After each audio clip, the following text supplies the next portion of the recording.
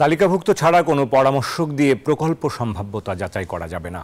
Banking খাত পুনরুদ্ধারে ফিরিয়ে দিতে হবে কেন্দ্রীয় ব্যাংকের নিয়ন্ত্রণ ক্ষমতা। আর দক্ষ মানব সম্পদ রপ্তানির ক্ষেত্রে ইংরেজি শেখা করতে হবে বাধ্যতামূলক। এসব পরামর্শ অর্থনৈতিক কৌশল পুনর্নির্ধারণ সংক্রান্ত টাস্কফোর্স কমিটির। সার্বিক প্রতিবেদন নিয়ে পরিকল্পনা উপদেষ্টা বলছেন, এর একটি সুপারিশ বাস্তবায়ন করা গেলেও সেটি হবে বড় অর্জন। অবকাঠামো নির্মাণের মহোৎসবের নামে গেল ১.৫ দশকে তৈরি হয়েছে উন্নয়নের বয়ান। চলতি মাসের শুরুতে অর্থ বিভাগ জানিয়েছে, বাংলাদেশের ঘাড়ে দেশি বিদেশি ঋণের স্থিতি বেড়ে দাঁড়িয়েছে ১৮,৩২,০০০ কোটি টাকা। সার্বিক অর্থনীতির বেহাল দশা থেকে উত্তরণে অন্তর্বর্তীকালীন সরকার গঠন করে অর্থনৈতিক কৌশল পুনর্নির্ধারণ সংক্রান্ত টাস্কফোর্স কমিটি। এরই মধ্যে তৈরি হয়েছে প্রতিবেদন।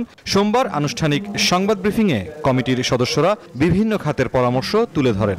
এই বাংলাদেশ ব্যাংকের স্বায়ত্তশাসনটা প্রধানমন্ত্রী দুর্বল থেকে দুর্বলতর করা হয়েছে এবং আমরা বলছি যে ব্যাংকের লাইসেন্স, নতুন ব্যাংকের লাইসেন্স দেওয়া বন্ধ করা এবং তারপরে বাংলাদেশের যে বাংলাদেশ ফাইন্যান্সিয়াল ইন্টেলিজেন্স ইউনিট এটাকে শক্তিশালী করা। যে ফিজিবিলিটি স্টাডি করবে অন্যান্য দেশের মতো সে এনলিস্টেড করতে হবে, সিপিটিতে এনলিস্টেড হবে, তার জন্য রিটেনশন মানি থাকবে, সে ব্ল্যাক লিস্টেড করতে পারবে, তার প্রফিট হবে জমা হবে। তাহলে কিছুটা হলো এক সাইডে আমরা অ্যাকাউন্টেবিলিটি এস্টাবলিশ করতে পারবো।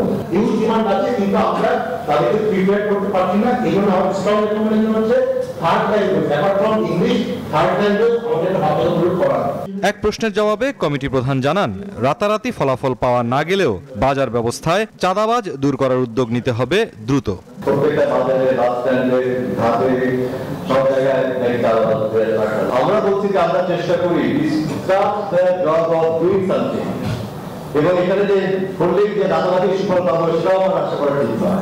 পরিকল্পনা উপদেষ্টা জানান, কমিটির সুপারিশ প্রযোজ্য ক্ষেত্রে বাস্তবায়নে মন্ত্রণালয়গুলোকে আহ্বান জানানো হয়েছে। প্রত্যেকটা মন্ত্রণালয়কে বলা হয়েছে এটা থেকে যে কোনো একটা বের করে সেটা একটু ইমপ্লিমেন্ট করে দেখা শুরু করব।